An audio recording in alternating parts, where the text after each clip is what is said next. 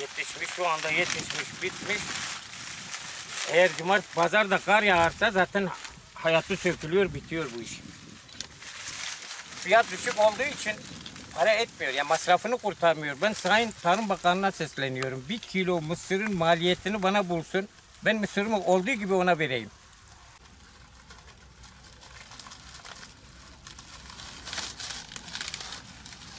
Görüyorsunuz yani yarısı da böyle hastalıklı. İlaç bağlı olduğu için tam ilaç da kullanamadık. Yani çiftçinin hakkı kayboluyor bu ortada. Çiftçiyi kim hiçe sayıyor onu bilmiyorum. Türkiye %75'i, %60'ı, %75'i çiftçilikle geçiniyor. Reçberdirler. Görüyorsunuz. Bu mısır böyle hastalıklı. Yani bu kadar hastalıklı olan mısırdan ne bekliyorsunuz? Bir de fiyat yok.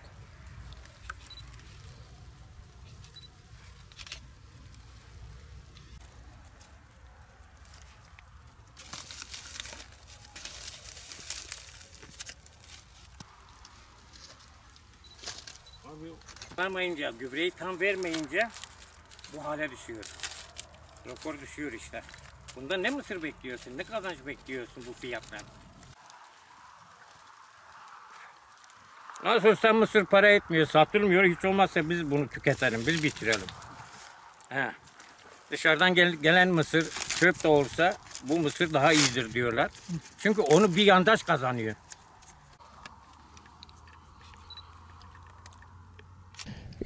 Burada mısır ekiyoruz, buğday ekiyoruz. Tarlalarımız bir kısmı sulu, bir kısmı kurak. Sulu olduğundan zaten biz TEDAŞ'ın parasını yetiştiremiyoruz. Bırakın karı. TEDAŞ'ın parası, şimdi bu mısıra ektiğim 300 dönüm, 250 dönüm mısıra 80 milyar TEDAŞ'ın parası gelmiş. Tamam 80 milyarını ödesinler, alsınlar mısır. Mısır da onların olsun. Mısıra verdikleri fiyat nedir? Mısıra verdikleri fiyat 940 lira. Bunu tüccarlar zaten 700 liradan alıyorlar. 700 liradan alınca bize kurtarmıyor bunu. Ben Sayın Cumhurbaşkanı'na faks çektim. Sayın İçişleri Bakanı'na faks çektim.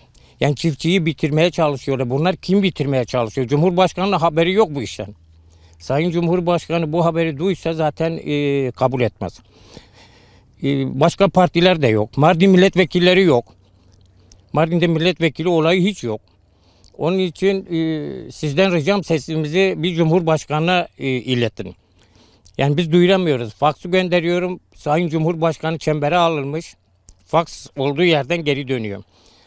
1,5 yıldır faks gönderdim. Daha haber merkezi mi diyorlar ne diyorlarsa orada bekliyor faksım. Ulaşmamış. Bu faksım ulaşırsa zaten buna bir çare bulunur. Yani mısırı hiç fiyatına söylüyorlar da dışarıdan bir adam getirecek bir yandaş. Bunu bir adam kazanacak ama dünya kadar çiftçi bitiyor. Bu kadar çiftçinin ekmeğiyle oynuyorlar bir adam için. Dışarıdan niye getiriyor? Bana güç versin. Benim 10 bin 20 bin dönüm tarlam var. Ben yeterim. Bugün Mezopotamya Ovası Türkiye'nin en verimli yerdir. Türkiye'yi besleyecek kadar tarla var Mardin'de. Ama yok. Bu işi boşa gidiyor. Yani hepimiz boş çalışıyoruz. Sayın Tarım Bakanı'na sesleniyorum. 1 kilo mısırın fiyatını bana bulsun. Gelsin köyümü hibe edeyim ona. 1 kilo mısırın fiyatını, maliyetini. Kaç para mal oluyor 1 kilo mısır? Yok, o yok. Bu sene ekmeyeceğiz. Yani kendimize yetecek kadar ekeceğiz. Ekmeğimiz için, yemeğimiz için, dostlar için. Ondan sonra ekmeyeceğiz. Bak TEDAŞ'ın parasını ödeyemiyoruz. TEDAŞ gelsin, parasının yerine mısırı alsın götürsün. Biz mısırdan gelecek kazancı istemiyoruz. Bunun ilgilenen yok. TEDAŞ ne alıyor, ne veriyor? Bilsek ne yapacağız? Tarlada kalsın, çürüsün. Çünkü ekemeyeceğiz. Bilsek buğday ekemeyeceğiz. O güç yok. Ki buğdayın bugün gübrenin kilosu zaten bütün çiftçi, tek kalemde çalışan çiftçi hepsi tefeciye borçludur. Tek kalem çalışan çiftçi. Bankalar yalan. Hepsi tefeciden de beter. Herkesin arazisi satılıyor. Herkesin arazisi icrada. Bütün Kızıltepe'yi bilirsiniz. Herkes icralık olmuş. Bugün çiftçi niye icralık olsun ya? Ayıp değil midir? Bugün yediğin ekmek, yediğin bisküvit, makarna bile biz yetiştiriyoruz. Bugün ortalıkta ezilen, büzülen bir üreticiyle tüketicidir. Aradaki bugün ekmeğin kilosu 6 milyon. 1 kilo ekmek 6 milyon. Buğdayın kilosu 900 bin. 900 lira. Bunun farkı nereye gidiyor? Kime gidiyor? Suriye'de savaş var. Suriye'de mazot bedava. Soğanı Suriye'den alıyoruz. Patatesi Suriye'den alıyoruz. Suriye'yle de savaşıyoruz. Düşünebiliyor musunuz?